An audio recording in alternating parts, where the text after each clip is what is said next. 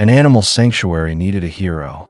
What they got was Cleo, a bobcat whose talent for theft was about to cause their biggest disaster, or their greatest miracle. The sun was rising. It was a bright orange circle over the pine trees. Havenwood Animal Sanctuary was waking up. It was a place for healing, a place for second chances. It was deep in the woods of Montana. Inside the main building, the smell of coffee was strong. It mixed with the wild smell of animals. For Anna Reed, this was the smell of home. She was the sanctuary's director. Her silver hair was in a messy ponytail. It was almost as wild as some of the animals. But another smell was in the air this morning. It was the smell of burnt toast. Cleo, the shout echoed in the kitchen. It was a name said many times a day. It was said with love. It was said with frustration. It was said with disbelief. Cleo was the bobcat. She was a master thief. Martha Peterson stood by the toaster. Her face was unhappy. Martha was a retired teacher. She volunteered at the sanctuary. Her patience was famous. But Cleo tested that patience every single day. Martha was making breakfast for the small animals. It seemed breakfast was on hold. "Anna, I just turned my back," Martha said. She waved a spatula. For 1 second, just 1 second, and poof, my toast was gone. She pointed with the spatula. Then I smelled this. In the corner of the kitchen, a small bobcat was busy. Her fur was the color of sand. Her ears had black tufts on the tips. Her eyes were like melted gold. She was trying to push a black piece of toast under a pile of things. The pile included a gardening glove, a half-eaten apple, and a sparkly Christmas ornament. It was May. This was Cleo. She was the Houdini of hair ties. She was the thief of toast. She was the bandit of anything not nailed down. Cleo's story was sad. She was found as a tiny kitten. She was near a highway. Her back leg was badly hurt. A vet thought a car had hit her. Her chances were not good. Anna and her team worked for weeks. They gave her medicine. They performed a delicate surgery. They fed her around the clock. They saved her life. The leg healed, but it left her with a small limp. She could not hunt with the speed a wild bobcat needs. She was too wild for a house. She was too used to people for the deep wilderness. So Cleo became a permanent resident. She was beautiful. She was frustrating. She was endlessly entertaining. The sanctuary had a large, safe outdoor area for her.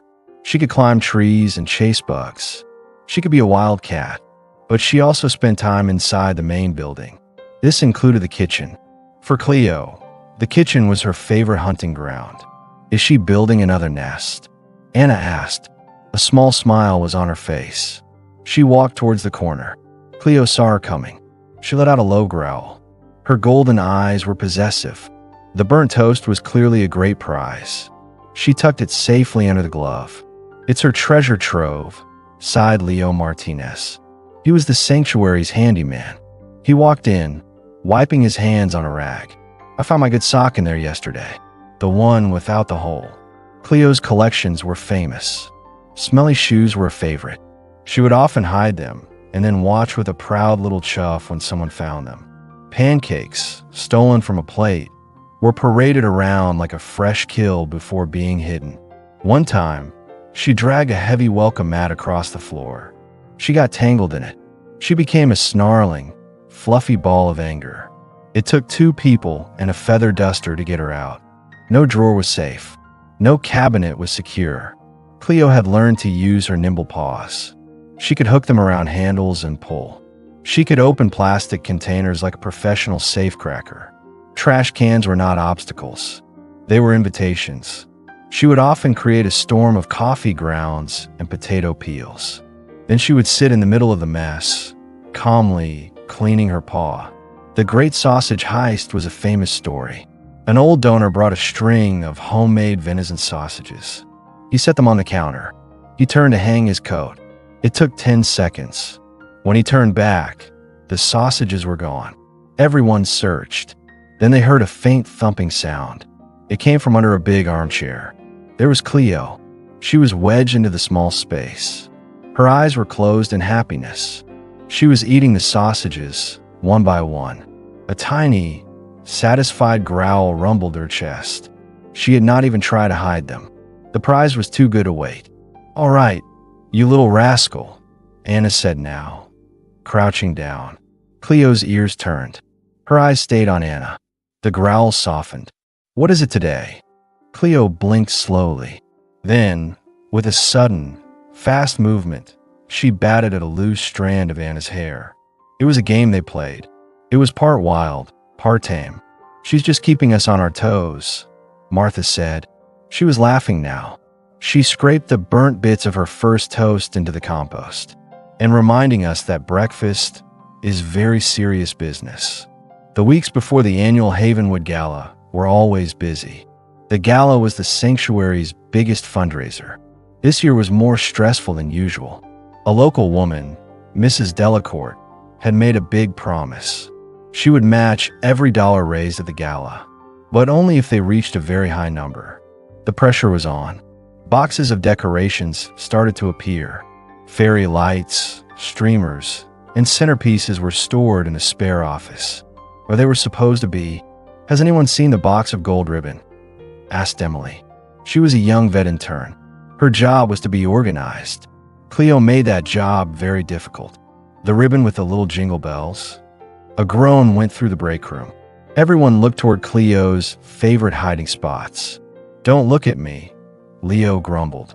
But he was already looking on top of the high bookshelves. "I put that box on the very highest shelf." But a high shelf was just a challenge for Cleo. She was a great climber. Later that day, the ribbon was found. Buster, the sanctuary's old, three-legged beagle, walked into the kitchen. A long piece of gold ribbon trailed from his collar. A little bell jingled with every step. Following him was Cleo. She looked very pleased with herself. She had clearly been playing with the ribbon. Buster, who was very patient, had walked through her game. "Oh, for crying out loud, Cleo," Emily said. She was half laughing, half crying. "Buster is not a Christmas tree." Cleo just blinked. She rubbed against Buster's good leg. A deep purr rumbled in her chest. Buster licked her ear. It seemed her theft had created a peaceful moment between the two animals. Her thievery was not always so funny. She stole special food meant for diabetic animals. This caused frantic searches. She stole hair ties. They were like jewels to her. Martha once found a hair tie in the flower bin.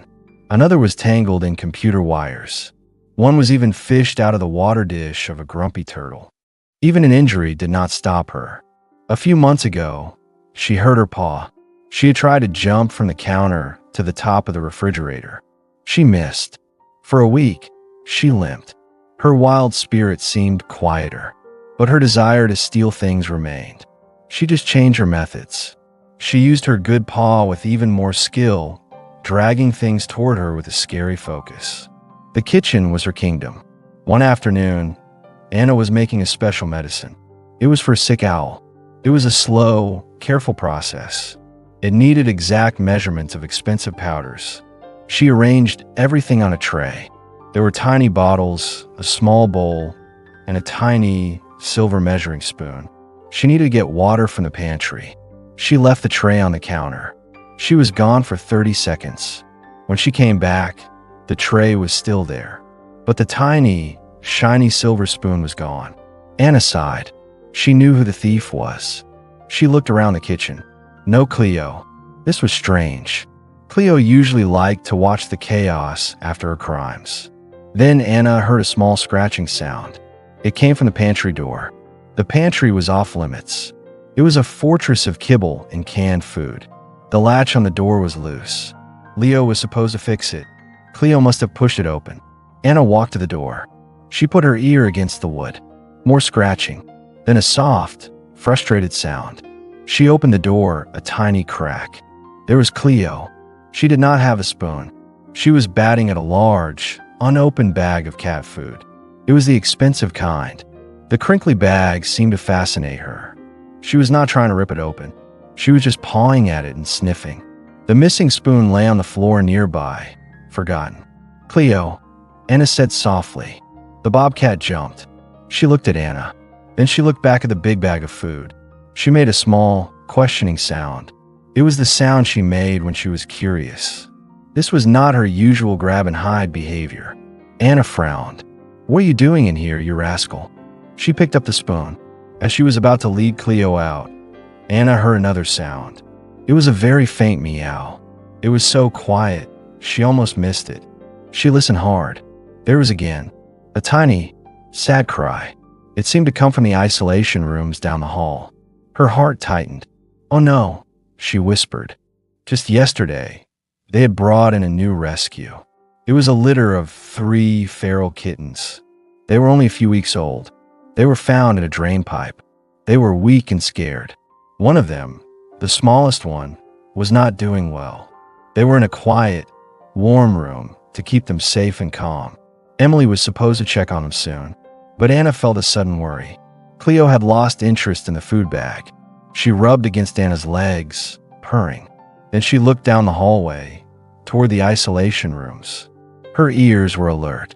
Anna forgot about her anger. She was worried about the kittens. "Let's go check, Cleo," she said. As they got closer to the quiet room, the meows became clearer. Anna gently pushed the door open. Inside, 2 of the kittens were sleeping in a soft crate. The third one, the tiny runt, was lying on its side. Its cries were weak. He looked worse than yesterday. Cleo, who had followed Anna, became very still. Her ears were forward. Her nose twitched. She made a soft, low trill. It was a sound Anna rarely heard. It was not a growl. It was not a playful sound. It was something different. Anna carefully set the spoon down. She focused on the sick kitten. Cleo did not run away. She did not cause trouble. She walked slowly to the crate. She sniffed the air. Her body was low to the ground. She moved like a hunter, but she was not threatening. She seemed curious. She reached the crate. She looked through the bars. The 2 healthier kittens hissed at her. Cleo ignored them. Her eyes were on the weak little runt. She sat perfectly still. She just watched. Then she did something that surprised Anna. Cleo started to purr. It was not the purr she used when guarding her stolen things. It was a deep, rumbling sound. The little runt, who had not moved in an hour, twitched its ear. Its tiny head lifted just a little. Cleo then reached a paw toward the bars. Her claws were not out. She did not try to grab anything. She just rested her paw near the tiny kitten. Anna watched, her heart aching. Not because Cleo was being mean, but because this little thief was being so gentle. This wild animal was showing a quiet care that touched Anna deeply. Later, Anna thought about it. Cleo's interest in the special food bag, her presence in the pantry when Anna heard the cries. Was it a coincidence? Or had the scent of the sick kittens drawn her there? Anna could not be sure, but the timing felt important. Over the next few days, Anna let Cleo in the room with the kittens. She was always supervised. Cleo would often lie near the crate. Sometimes she purred. Sometimes she just watched with her intense gold eyes. The runt, who Emily had named Pip, started to get better. He ate his food. His cries grew stronger. Anna could not prove Cleo's presence helped, but she felt it did. The silver measuring spoon was found a week later. It was inside one of Leo's boots. It was with 3 bottle caps and a clean chicken bone. Cleo had simply moved on to other treasures. The gala was getting closer. The sanctuary was a swirl of organized chaos. Mrs. Delacourt was coming for a tour before the big night. She was a strong woman who loved animals. She had heard all about Cleo, and she was very excited to meet her. "Okay, people," Anna said at a meeting. It was 3 days before the gala. Operation Keep Cleo Busy is in effect. I don't want her stealing Mrs. Delacourt's handbag. Everyone laughed. "Leo, you're on distraction duty," Anna said. "Toys, feather wands, the laser pointer." Leo grinned. "Consider done. Me and the little outlaw have an understanding." The day of the tour was bright and sunny. The sanctuary was clean and polished. Everyone was nervous. Cleo had started her day by trying to steal a powdered donut from Martha's hand. She ended up with a dusting of white sugar on her nose. She looked like a tiny, angry baker. Anna was explaining their work with injured eagles.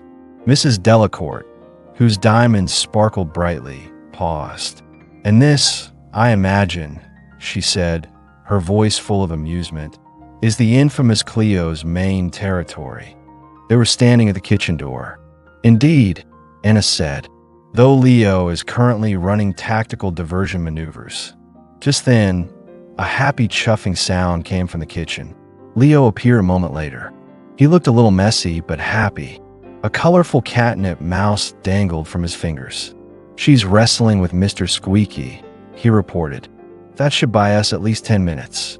Mrs. Delacourt laughed. It was a loud, happy sound. "Oh, I simply must meet this little character. Her reputation is famous." Anna was nervous, but she cannot say no. "All right, but be warned. She loves shiny things. And purses." Mrs. Delacourt just smiled. She held her expensive leather handbag a little tighter. Her eyes were full of excitement. They found Cleo in her outdoor area. She was resting on a low branch of a pine tree. She was cleaning her paw. She looked like a picture of pure innocence. Then she saw Mrs. Delacourt's brooch. It was large and covered in diamonds. Cleo's head snapped up. Her ears went forward. Her golden eyes, usually full of mischief, grew wide. They were locked on the sparkling jewel. To Cleo, it was a magnificent new treasure. It was better than any sock, any sausage, any shiny ornament. "Oh my," Mrs. Delacourt whispered. She saw where the bobcat was looking. "She has expensive taste." Before anyone could move, Cleo launched herself from the branch. It was not an attack. It was too fast, too perfect. One moment she was on the tree. The next, she was a blur of fur. She landed lightly on the grass. Then she made a graceful leap. Anna's heart jumped. Cleo no, but it was too late. With a flick of her paw, so fast it was almost invisible, Cleo swiped at the brooch. Her claws did not get the whole thing, but they caught a small pearl charm that dangled from the bottom. It broke off with a faint click. She landed silently. The tiny pearl was in her mouth, and then she was gone. She ran towards the bushes at the far end of her enclosure. A tiny, proud chuff echoed behind her. New treasure acquired. There was silence. Mrs. Delacourt stared. Her hand went to her now slightly less shiny brooch. Leo looked horrified. Martha gasped. Anna closed her eyes. Of all the things Cleo could steal, this was the worst. At the worst possible time. The matching grant, the gala, everything felt like it was about to fall apart. "Well," Mrs. Delacourt finally said. Her voice was surprisingly calm. "She certainly lives up to her name. Sneaky little thief." She even had a small smile on her face. "Mrs. Delacourt, I am so sorry," Anna said. "We'll get it back. Cleo has little stashes. Her treasure troves. We'll find it. Leo, you know her spots." Leo nodded grimly. "I'll start looking. But with Cleo, it could be anywhere. Last week I found a biscuit in the first aid kit." What followed was a frantic search. Anna, Leo, and Martha looked everywhere in Cleo's enclosure. They looked under every bush. They looked inside every hollow log. Cleo watched them from a high branch. She seemed completely unconcerned. The pearl was probably hidden in a new, secret spot. Hours passed. The sun began to set. The pearl charm, a family heirloom, was gone. The mood was heavy. Anna felt a wave of despair. It was not just about the money. It was about trust. Mrs. Delacourt had been very understanding. "It's just a thing, my dear," she had said to Anna. "A sentimental thing, yes, but still just a thing. Don't let it ruin your hard work." She said she would still come to the gala, but her bright energy was gone. That evening, Anna sat alone in the quiet kitchen. Everyone else was gone. The only sound was the hum of the refrigerator. Buster, the beagle, snored softly by the stove. Anna felt defeated. Cleo had been spending more time inside lately. She often stayed near the hallway to the kitten room. Pip and his siblings were growing fast. Anna had noticed Cleo sometimes carried her newest treasures toward that area. A stolen pen, a bright bottle cap. She would eventually hide them outside, but she seemed drawn to the quiet and warmth near the kitten room. Tonight, Cleo was restless. She paced by the kitchen door. She looked at Anna and made a soft meow. It was the sound she made when she wanted something. Anna was tired and sad. At first, she ignored her, but Cleo kept trying. She rubbed against Anna's legs. She went back to the door and meowed again, a little louder. Sighing, Anna got up. "All right, Cleo. What is it now? Do you want out? Do you want in? Make up your mind." She opened the kitchen door. Cleo did not run outside.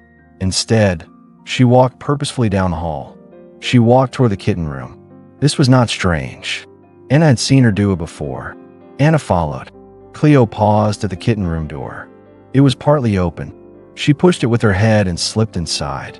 The kittens were asleep in their crate. Cleo did not go to the crate. She went to a dark corner of the room. It was behind a stack of blankets. It was a quiet, hidden spot. Cleo sniffed the ground. Then she sat and looked at the spot. Anna's curiosity grew. She wondered if Cleo had hidden something there. She took out her phone and turned on the flashlight. The light cut through the dark. It lit up the dusty corner. And there it was. It was nestled on a small pile of dried leaves, one of Leo's socks, and a single feather. It was a typical Cleo nest. And in the middle of it was Mrs. Delacourt's pearl charm. It was not displayed like a trophy. It was just part of the messy collection. And curled up nearby was Pip. He had left his siblings in the crate. He was resting a few inches from Cleo's collection. He stirred, blinked in the light, and then snuggled deeper into his soft bed. Anna stared. She was speechless. Cleo had not given the pearl to Pip. That was not how a bobcat thinks. This corner had become one of Cleo's new hiding spots. And Pip, in his own kitten way, had also decided this quiet corner was a good place to be.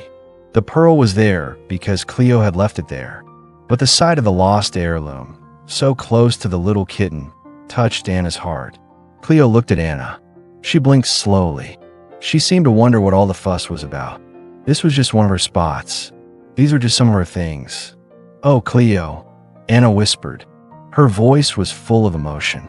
"You absolute, confounding, incredible creature." The logic was pure bobcat. A good shiny thing. A good safe spot.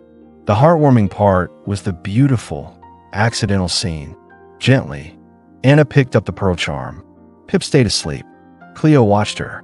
Her tail gave a tiny twitch. She did not growl. She did not try to take it back. It was just one of many interesting things that passed through her paws. The next morning, Anna called Mrs. Delacourt. "Eleanor," she said, "I have some unbelievable news about your pearl charm." The gala was that evening. When Mrs. Delacourt arrived, Anna met her at the door. She was holding a small velvet box. Cleo had it, Anna explained. A smile played on her lips. She told the story of the discovery in the kitten room. The messy nest, the pearl, and Pip sleeping peacefully nearby. It seems this corner is one of Cleo's new favorite spots. And Pip finds it comforting too. The pearl was just there. Mrs. Delacourt listened. Her expression changed from polite interest to wide-eyed surprise. Then, a warm, knowing smile spread across her face. She took the box and opened it.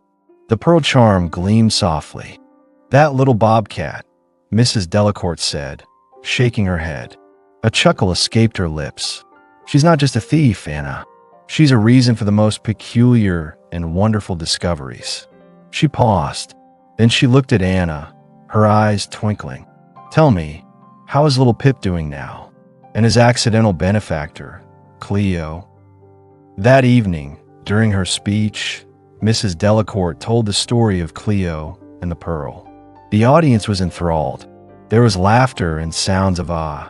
The story of the thieving bobcat who accidentally helped find a lost heirloom was the highlight of the night. After telling the story, she announced her donation.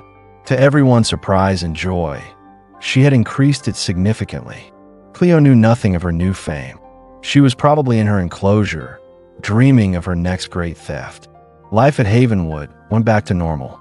A normal full of happy chaos. Cleo continued to be the sneakiest little thief in Montana. She still stole shoes, but Martha now checked them for surprises before putting them on. She still raided the kitchen. But Anna now looked at these crimes with a new fondness. She always wondered where Cleo's latest treasures might end up. The sanctuary was safe, thanks to the legend of Cleo. Visitors would ask to see the famous Bobcat. They hoped to see the thief whose wild ways sometimes led to the most heartwarming, accidental results. A few weeks after the gala, Anna walked past the kitten room. Pip and his siblings were healthy and playful. They were ready for a bigger enclosure. She peeked in. Cleo was in the hallway. She watched the kittens from a distance. Pip, always the boldest, was batting at a speck of dust. Their paths had crossed in a special way. It was a reminder of how surprising life could be. All thanks to a sneaky little bobcat who wanted anything that wasn't tied down. Every now and then, Anna would find a smooth stone or an interesting leaf hidden in a strange place. And she would smile. She knew Cleo was still out there, curating her world, one peculiar, stolen gift at a time. The mystery of her choices would always remain. But the warmth and laughter she brought were a gift to them all. You just had to check your pockets and your shoes very, very carefully.